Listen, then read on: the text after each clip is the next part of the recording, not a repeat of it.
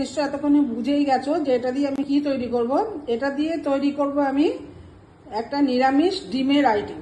নিরামিষ ডিম তৈরি করব। পনির ঘষে নিয়েছি, আলু ঘষে নিয়েছি, সেদ্ধ করা আলু, তার সঙ্গে এখানে নিয়েছি একটু কর্নফ্লাওয়ার, একটু সুজি, একটু বেসন আর ময়দা, এই নিয়েছি।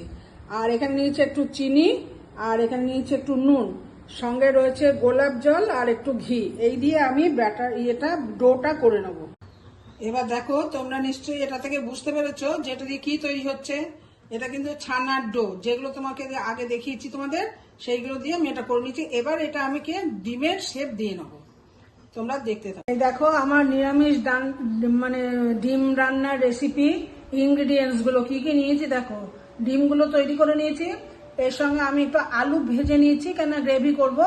তার সঙ্গে নিয়েছি ফোড়নের জন্য নিয়েছি জিরে, তেজপাতা, শুকনো লঙ্কা, নুন, হলুদ, জিরে গুঁড়ো, ধনে গুঁড়ো, লঙ্কা গুঁড়ো, আর নিয়েছি টমেটো বাটা, আর নিয়েছি একটু চিনি, আর দিয়েছি লাস্টে দেবো একটু ঘি, গরম মশলা। এইটা হচ্ছে গরম মশলা।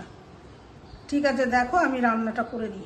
এই দেখো আমার ডিমগুলো ভাজা হয়ে গেছে। এবার এগুলো নামিয়ে আমি গ্রেভিটা করে নেবো। দেখো আমার মশলাটা কষা হয়ে গেছে গ্রেভির জন্য। এবার এখানে আমি একটু জল দিয়ে দেবো।